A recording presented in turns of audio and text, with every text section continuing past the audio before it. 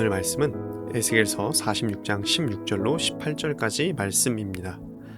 주 여호와께서 이같이 말씀하셨느니라. 군주가 만일 한 아들에게 선물을 준즉 그의 기업이 되어 그 자손에게 속하나니 이는 그 기업을 이어 받음이오니와 군주가 만일 그 기업을 한 종에게 선물로 준즉 그 종에게 속하여 희년까지 이르고 그 후에는 군주에게로 돌아갈 것이니 군주의 기업은 그 아들이 이어 받을 것임이라.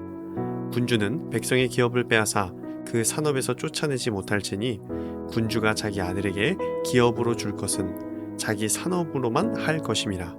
백성이 각각 그 산업을 떠나 흩어지지 않게 할 것이니라. 어제 매일 아침마다 드리는 제사의 내용을 통해 하나님께서 우리와의 관계를 원하시는 마음을 나누었습니다. 축약하자면 하나님 사랑입니다. 하나님 사랑이란 키워드를 들으면 우리 믿는 성도들에게는 자연스럽게 따라오는 또 하나의 키워드가 있습니다. 바로 이웃 사랑입니다. 마가복음 12장에서 서기관 중 한 사람이 모든 계명 중에 첫째가 무엇이니까 예수님께 여쭈었을 때 하나님 사랑에 대해 말씀해 주셨고 그 다음 둘째로 이웃 사랑에 대해서 말씀해 주셨습니다.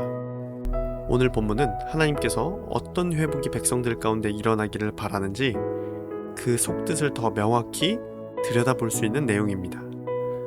하나님은 에스겔에게 군주와 그의 기업에 대해 분명히 말씀해 주십니다.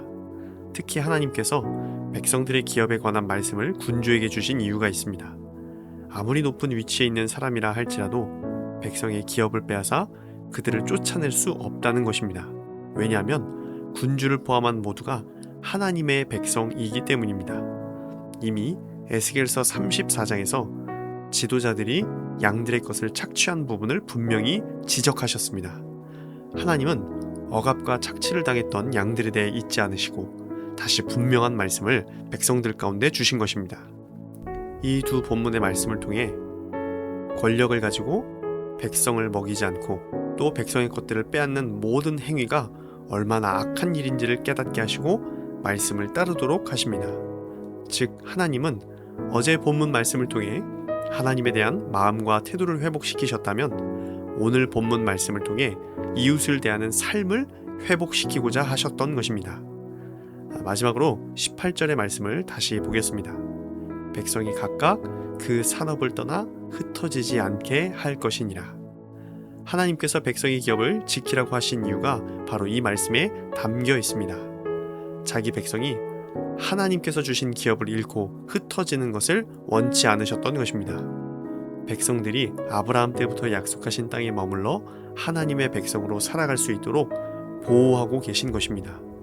결국 46장 16절에 이르기까지 정한 절기와 형식들은 백성들에게 과중한 율법의 의무를 얹으시는 것이 아닙니다. 오히려 사꾼 목자가 아닌 진정한 목자 되시는 하나님의 다스림 가운데 살아가도록 율법으로 울타리를 두르시고 은혜로 그 백성들을 돌보시는 것입니다. 율법은 이렇게 우리를 억누르기 위한 멍해가 아닌 하나님께서 자기 백성을 보호하시고 바른 길로 인도하시는 하나님의 분명한 뜻을 보여줍니다. 여러분, 하나님은 우리를 이렇게 섬세하게 돌보십니다.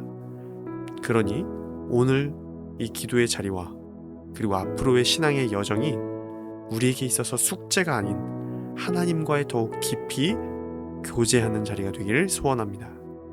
그리고 하나님께 받은 사랑으로 우리가 살아가는 모든 자리에서 서로를 그렇게 대하며 살아갈 수 있기를 주님 안에서 부탁드립니다.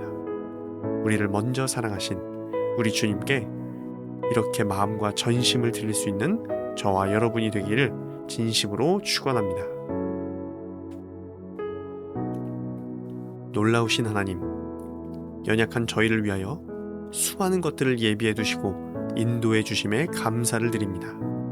말씀을 묵상할수록 사망의 음침한 골짜기를 다닐지라도 해를 두려워하지 않았던 다윗의 마음을 깨닫게 됩니다. 그러니 기도 응답이 주님의 사랑의 척도가 아님을 고백합니다. 하나님은 단 한 번도 신실하지 않은 적이 없으셨기 때문입니다. 우리도 그 사랑에 감사하며 자녀로서 기쁨과 영광을 올려드리는 하루가 되게 하여 주시옵소서. 예수님의 이름으로 기도드립니다. 아멘.